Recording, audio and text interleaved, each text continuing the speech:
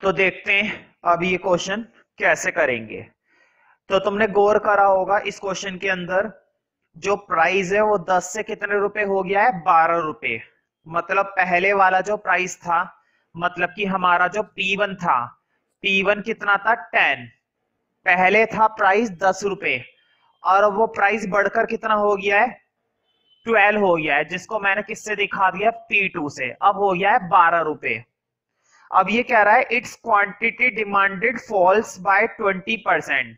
Question ने हमें quantity demanded क्या बता रखी है कि क्वांटिटी डिमांडेड कितने परसेंट से कम हो गई है, 20% से। मतलब कि चेंज इन क्वांटिटी डिमांडेड हमें कितना बता रखा है, 20%। चेंज इन क्वांटिटी डिमांडेड हमें कितना बता रखा है, 20%।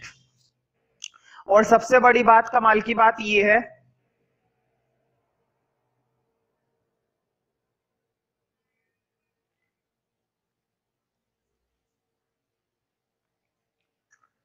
कि ये क्वांटिटी डिमांडेड फॉल्स है। फॉल्स का मतलब है इसकी वैल्यू गिर रही है, इसकी वैल्यू गिर रही है, मतलब कम होती जा रही है। परसेंटेज चेंज जो दे रखा है हमें क्वांटिटी डिमांडेड का, वो क्या दिखा रखा है, फॉल्स। वैसे भी तुम्हें एक बात याद होनी चाहिए, बताओ प्राइस बढ़ रहा है ना, पहले प्राइस था 10 रुपए, अब प्राइस हो गया है 12 रुपए, तो प्राइस बढ़ रहा है। प्राइस बढ़ने की वजह से क्वांटिटी डिमांडेड तो कमी होगी, तो क्वांटिटी डिमांडेड कम हो रही है, फॉल्स है ये, है ना।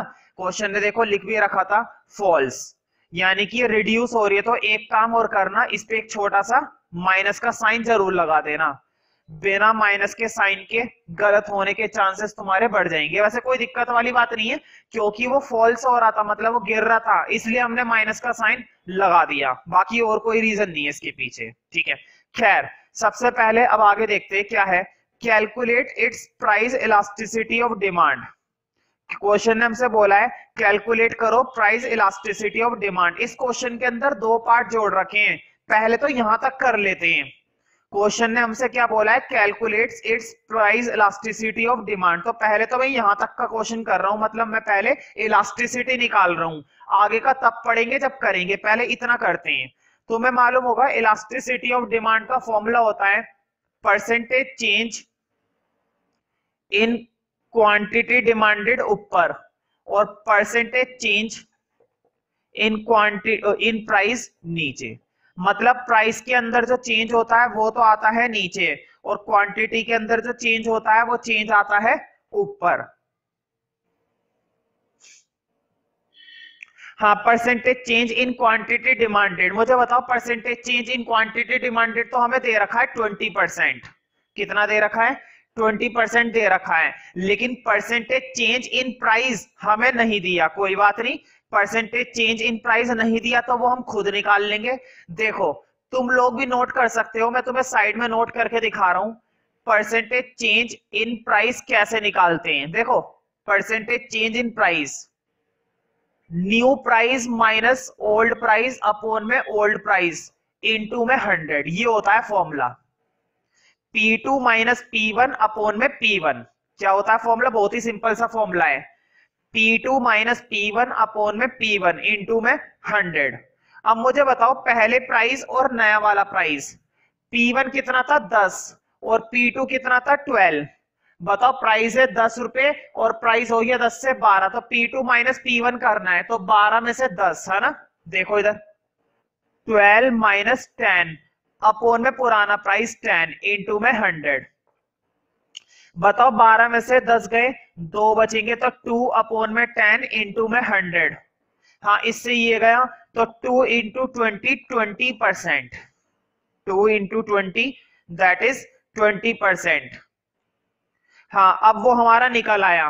देखो, क्वांटिटी डिमांडेड का परसेंटेज चेंज दे रखा था -20, क्वांटिटी डिमांडेड का परसेंटेज दे रखा था -20, और प्राइस का परसेंटेज चेंज हमने खुद निकाला है 20। और एक चीज बिल्कुल भी मत भूलना, क्या तुम्हें याद है ना, इलास्टिसिटी के फॉर्मूले में हमेशा एक साइन लगाकर रखते हैं, कौन सा साइन लगाकर रखते हैं, माइनस।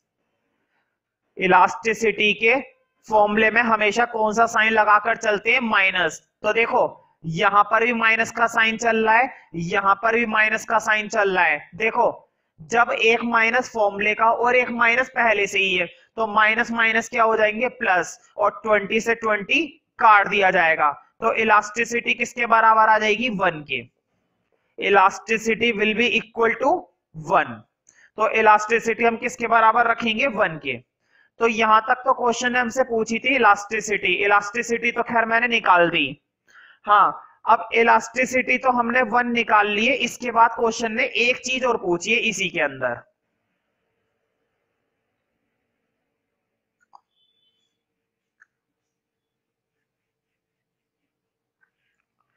इसकी जरूरत पड़ेगी इलास्टिसिटी की, जब मैं पूछूंगा तब मुझे बताना, हालांकि लिखना तो मुझे खुद ही पड़ेगा।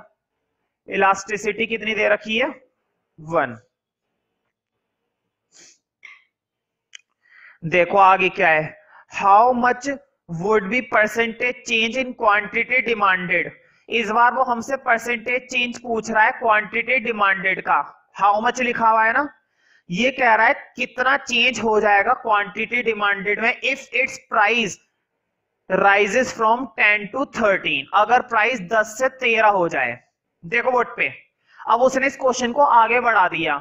यहां तक हमने इलास्टिसिटी तो खैर निकाल ली थी, अब वो कह रहा है कि क्वांटिटी डिमांडेड में कितने का चेंज होगा अगर प्राइस 10 से 13 रुपए हो जाए। मतलब पहले प्राइस कितना है 10 रुपए और अब नया प्राइस कितना हो जाए 13 रुपए, तो बताओ क्वांटिटी डिमांडेड के अंदर कितने का चेंज आएगा, वो भी कैलकुलेट करेंगे।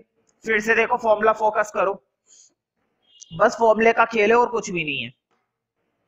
तुम्हें मालूम है अभी अभी इलास्टिसिटी का फॉर्मूला मैंने बताया था, परसेंटेज चेंज क्वांटिटी डिमांडेड और परसेंटेज चेंज इन प्राइस, और माइनस का साइन कभी मत भूलो, है ना। अब देखो इलास्टिसिटी कितनी निकाली है मैंने, सॉरी इलास्टिसिटी -1 नहीं, इलास्टिसिटी 1। इलास्टिसिटी कितनी निकाली है 1, तो 1 की जगह तो 1 आ गया। क्लियर। अब देखो क्वांटिटी डिमांडेड का परसेंटेज चेंज तो पूछा है, तो क्वांटिटी डिमांडेड का परसेंटेज चेंज ऐसे ही रहेगा,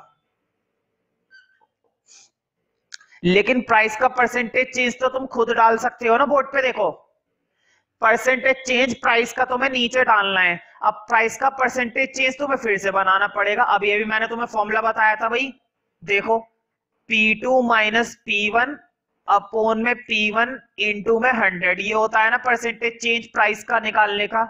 देखो 13 में से 10 गए, 3 तो ऊपर आ गए, नीचे पुराना वाला प्राइस है 10 रुपए इंटू 100, फिर से 0 से 0 गई, तो इस बार बचा परसेंटेज चेंज 30%। हाँ 30% इधर आ गया, हाँ परसेंटेज लगाने की जरूरत नहीं है, 30 ही बहुत है बस। बताओ ये 30 इधर डिवाइड है, इधर आके क्या हो जाएगा मल्टीप्लाई। जब भी कोई टर्म यहाँ पर डिवाइड होती है तो वो टर्म इधर आकर क्या हो जाती है मल्टीप्लाई, तो 30 की इधर मल्टीप्लाई करेंगे 30, और ये माइनस का साइन भी इधर आ जाएगा। तो बताओ परसेंटेज चेंज क्वांटिटी डिमांडेड की कितनी निकल आई -30। -30 माइनस साइन क्या बता रहा है, माइनस साइन बता रहा है कि डिमांड हमारी कम हो जाएगी या बढ़ जाएगी।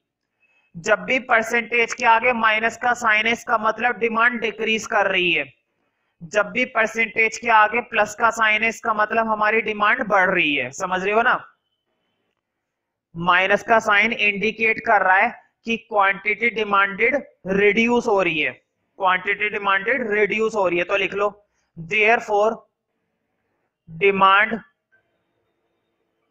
फॉल्स बाय, और कितने से गिरेगी फॉल्स बाय 30%, फॉल्स बाय 30%।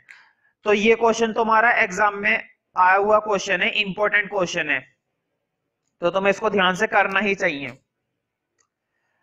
तो वैसे भी देखो प्राइस कितना हो गया था, प्राइस से 10 से 13 हो गया था, प्राइस कितना हो गया था 10 रुपए से 13 रुपए हो गया था, तो प्राइस बढ़ा है, और प्राइस बढ़ने पर तो डिमांड गिरनी ही चाहिए, इसलिए डिमांड गिर रही है। और कितने परसेंट से गिर गई 30% से, डिमांड हमारी कितने परसेंट से कम हो गई 30% से। तो बहुत ही बढ़िया क्वेश्चन था ये।